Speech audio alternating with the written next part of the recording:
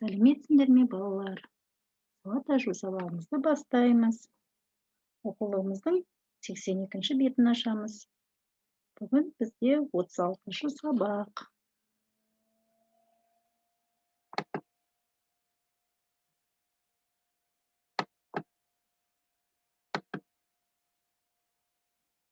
Яғни заттың қимылын білдіретін сөздер. Спорт денсаулық кепілі бөлімі. Балалар, бүгінгі сабағымыздың мақсаты тыңдалған материал бойынша өз пікірімізді айту, берілген тақырыпқа әңгіме құрап айту. Сөздерді, дыбыстарды орфоэпиялық нормаларға сәйкес дұрыс айту болып табылады. Балалар, енді оқулығымыздың 82-ші беттегі бірінші жаттығуға назар аударайық. Мәтінді түсініп оқимыз. Жүгіру, секіру, лақтыру, гимнастика — осының бәрі спорт түрлері. Ал спортпен айналысатын адамды спортшы деп атайды. Олардың үздіктерін анықтау үшін жарыстар өткізіледі. Ең басты жарыс — олимпиадалық ойындар.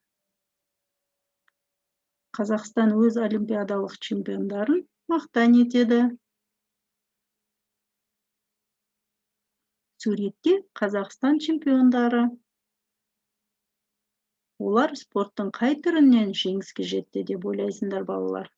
Айта қойыңдаршы, қанекей. Мен сендерге уақыт берейін.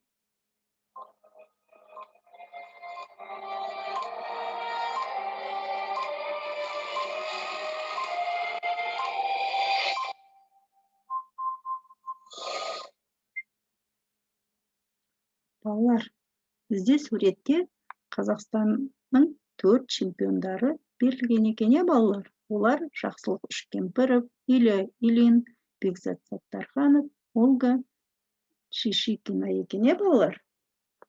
Балалар, қане енді біз ойланып болған болсақ, тексеріп көрейік.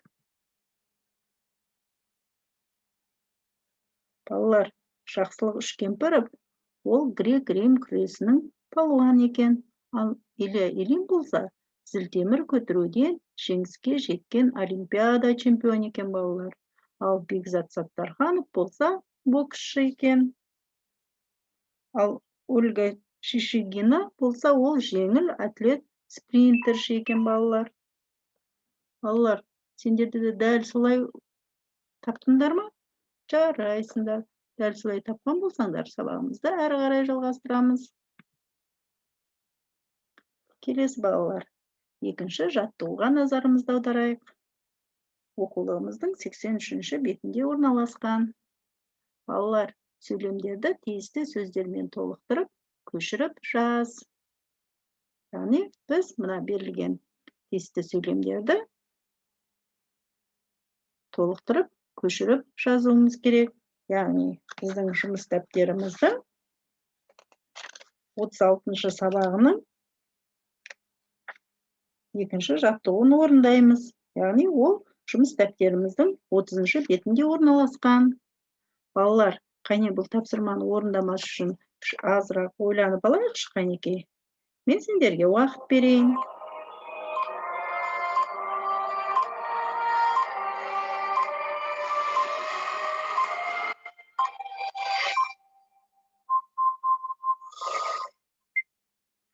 Балалар, ойланып болған болсаңдар, тексеріп көрейік. Айжан мен Марат теннис ойнады. Мағжан доп тепті. Серік боксқа қатысады. Балалар, әрине мен сендерді дәл осылай тауып жазды деп ойлаймын. Жарайсыңдар. Келесі тапсырмаға көшейік. Келесі тапсырмамыз 3-ші жаттығу. Оқулығымыздың 83-ші бетінде орналасқан. Суреттер бойынша әңгіме құрап көр. Қанекей, балалар, бізде берілген сурет бойынша әңгіме құрап көрейікші.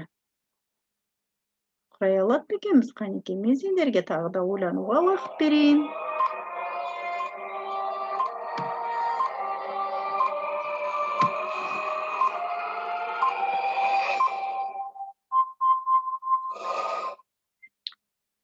Қанекей балалар, ойланып болған болсаңдар, тексеріп көрейік. Демалыс күні балалар алаңға ойнауға шықты. Балалар өздерінің сүйікті ойындарын ойнады. Айгүл емен секірді, Марат батпырауық ұшырды. Жандос скейтборд тепті. Балаларға ойындары қызықты болды. Олар демалыс күндерін көңілді өткізді. Балалар, әрине сендерде дәл осылай әңгіме құрады деп ойлаймын. Жарайсыңдар. Ендеше келесі тапсырмаға көшейік. Келесі тапсырма 4-ші жаттығу. Балалар, алғашқы дыбысы кестедегі әріптерден басталатын қимылды білдіретін сөздерді тап деді. Қанекей балалар, ойланып алайықшы, мен сендерге тағы да уақыт берейін.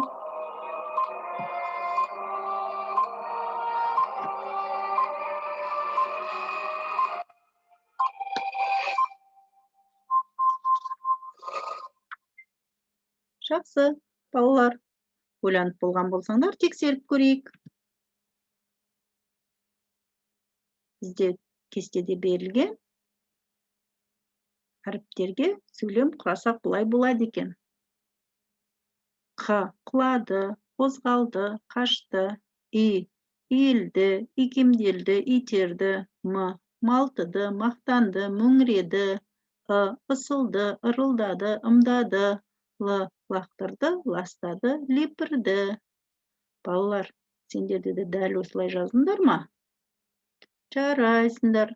Дәл осылай жазды деп мен ойлаймын. Келесі тапсырмамызға көшейік. Балалар, біз сабағымыз аяқталуға жақындапты. Енді осы сабағымызды қорытындылап көрейік. Балалар, сендер тыңдалған материал бойынша өз пікірлеріңді айта аласыңдар.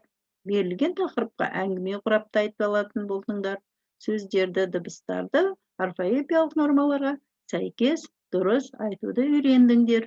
Солай ма, балалар?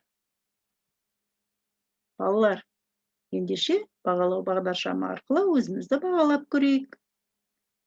Егер сендер түсінген болсаңдар, жасыл түспен, түсінген сияқты болсаңдар, сары түспен, мүлдем түсінбеген болсаңдар, қызыл түспен дәптеріміздің бұрышын бояймыз. Балалар, мен сендерді әрине түсінді деп ойлаймын. Егер сендер түсінбеген болсаңдар, немесе мүлдем түсінбеген болсаңдар, осы тақырыпты қайтадан басынан бастап көріп шығуларына болады. Балалар, осымен біздің сауат ашу сабағымыз аяқталады. Келесі кездескенше сау болыңдар.